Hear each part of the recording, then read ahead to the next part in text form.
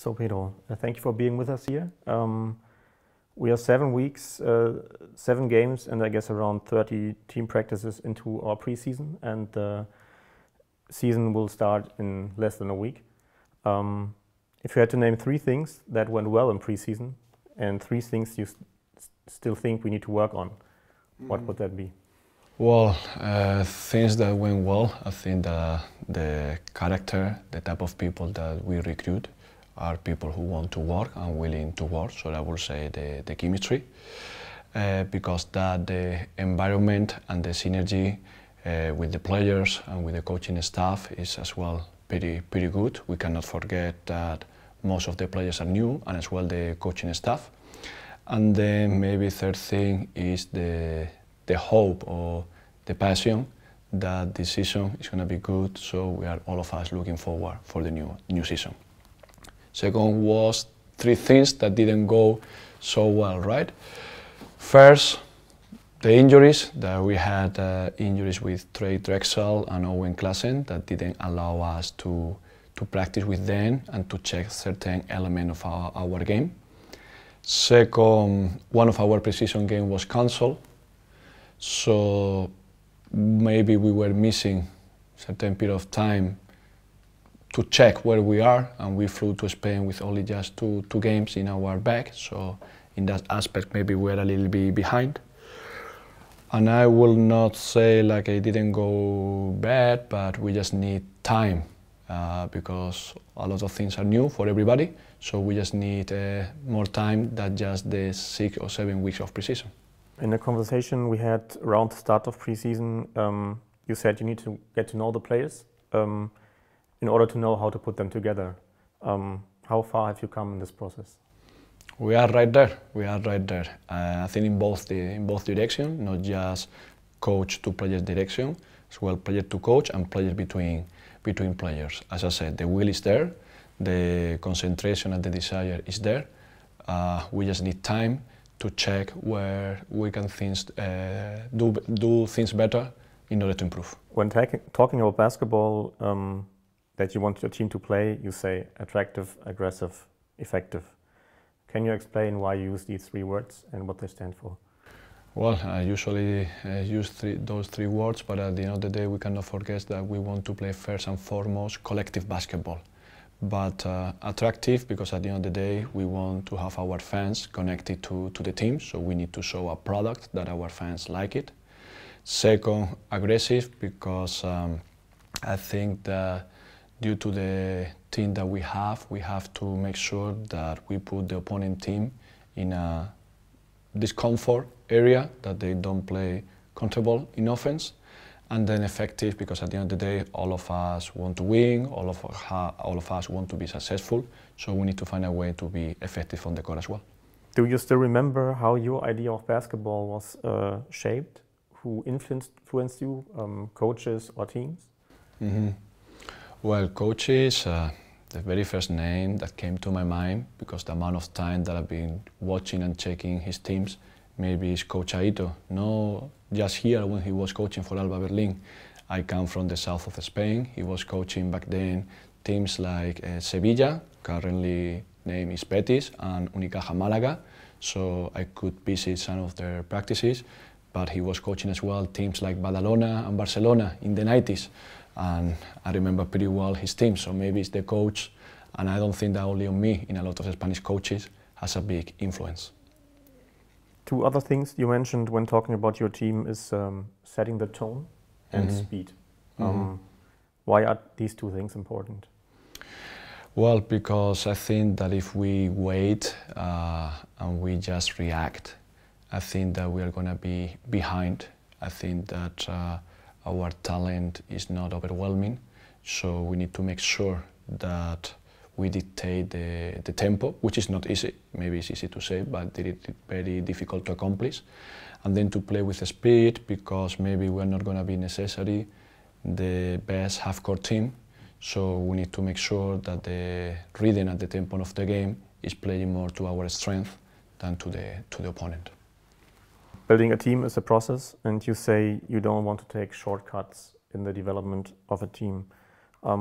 What does that mean, and why do you think it's the better way to build a team? Mm-hmm.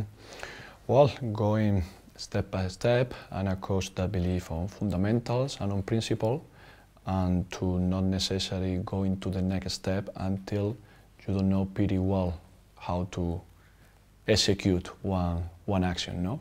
So has his plus and minus, because maybe some situations you can be a little bit behind in terms of tactical organization, but since I believe as well a lot in player development, that at the end players make the difference on the basketball court, I will be focused to help my players step by step and not necessarily just to be a little bit tactically ahead when we are not technically or fundamentally ahead. As you just mentioned, not only the development of the team is important, but also the players' development. I guess there's also responsibility for each player in this process. But how can you as a coach, what can you as a coach give to the players in this process?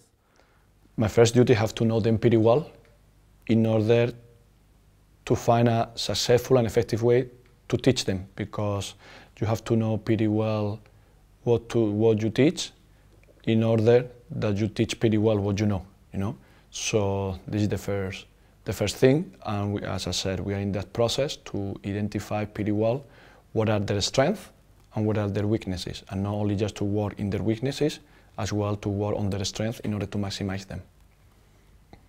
We have a new team, roles have to be found, a kind of hierarchy has to be built. How much of this is influenced by coach, and how much of that comes from the team itself? Well, I think there has to be a good balance. I think that coach can have an idea, but at the end, when you recruit players, you have an idea. During pre-season, maybe you are changing some of those ideas, and during the season, players as well show you something different. I think that players should end their role, but as well to keep the role, because not just that you end your role, you're going to keep it for the whole season. So, but now on Sunday, the league starts with the game in Crailsheim. Do you already have an idea what to expect from Crailsheim, and what will be important in the start of the league?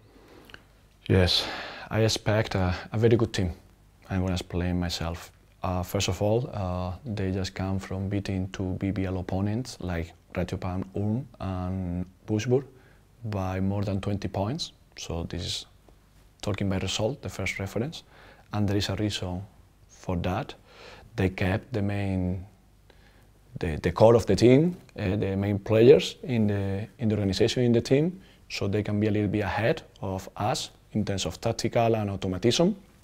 And as well, the recruiting has been pretty successful. So right now they are in a really good situation to start the season.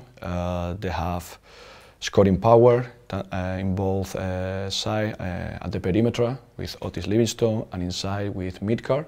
And as I said, players like Bogi Radosajevic, Fabian Black, Maurice Staki keep the core and keep the balance of the team. So I expect a really difficult and tough opponent. And what will be important for our team to have a good start in the league?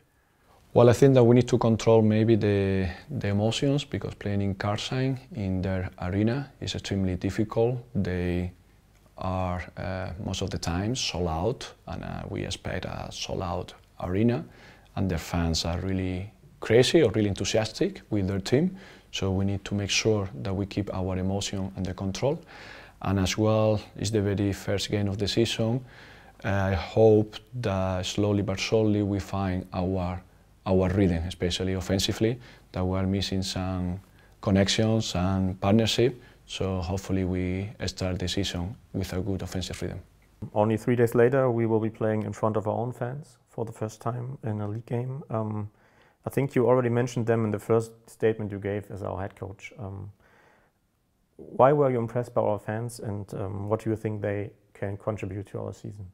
Yes, because every time that I came here, they were great, and I don't expect anything different.